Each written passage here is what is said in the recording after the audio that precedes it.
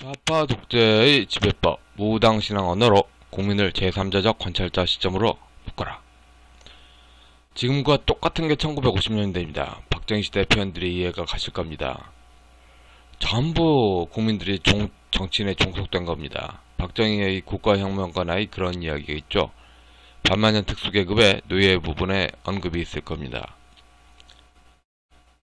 자, 그 국민은 어떻게 하는지 자신감도 잃어버리죠.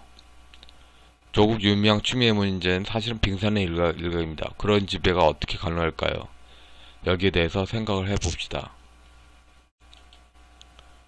시장경제는 근대개인주의, 근대계몽주의, 종교개혁과 연결되는데, 그래서 모든 국민이 자기 책임의 의식을 가져야 된다. 자율이 개인의 책임의 의식과 상응해야 된다. 이겁니다. 개인이 무책임한데 자유를 저지면 기적의 판판이 깨지게 됩니다.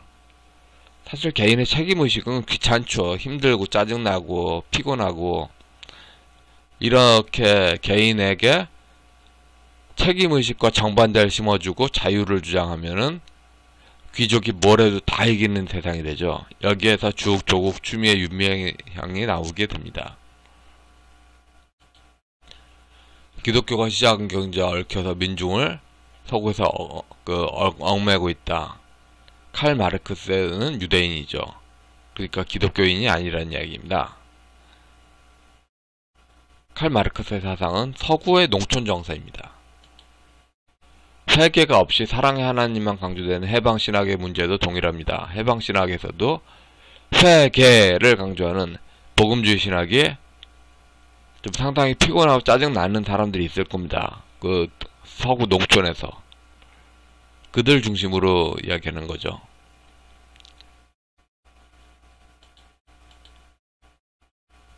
아시아에서는 유교가 책임의식이고 도교가 책임 회피의 의식을 갖고 있습니다. 그러니까 도교 무당신앙이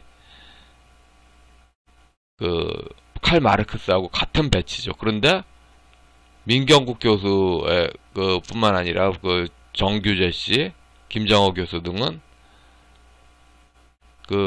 하이에크의 자생적 질서를 무위이화로 해석을 해버렸죠. 정반대로 해석했습니다. 시장경제를 도교로 해석하는 국가가 있어요. 바로 중국 공산당입니다. 시진핑의 시장경제가 한국의 시장경제가 돼버리는 셈이죠.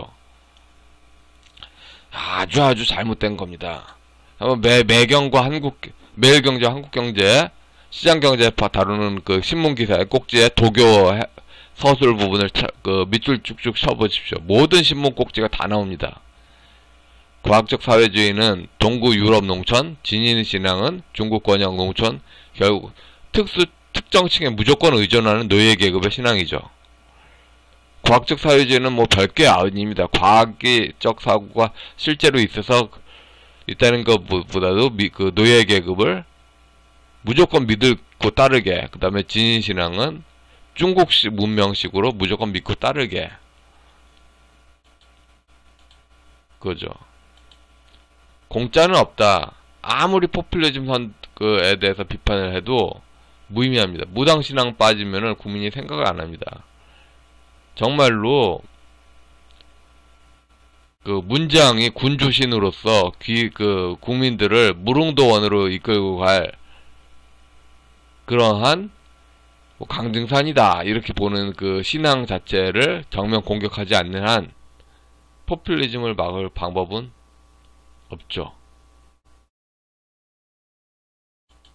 군사독재지배법은 상대를 권위주의 침묵시키는 거고, 좌파독재지배법은 책임의식 없이 제3자적 관찰자로 국민을 만드는 겁니다. 포퓰리즘의 종식은 정치인의 각성만으로 어렵습니다. 국민이 계속 바보로 남아있는데, 바보로 남아있는데 자율 정치인 양 이렇게 생각할 때 혼자서 뭘 합니까? 기껏해야 PX병 밖에 되지 않습니다.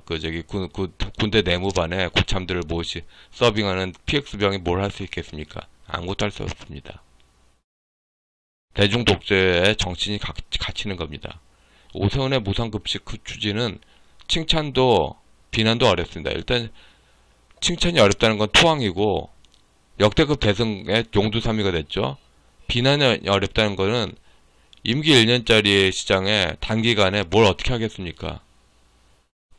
이미 그 대중 독재에 갇혀 있는데 문화판을 바꿔야지 되는데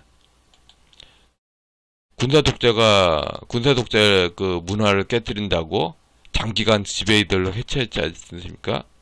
좌파 독재에서도 이제 지배 이데올로기 해체로서 장기간 지배 상징을 해체해야 됩니다.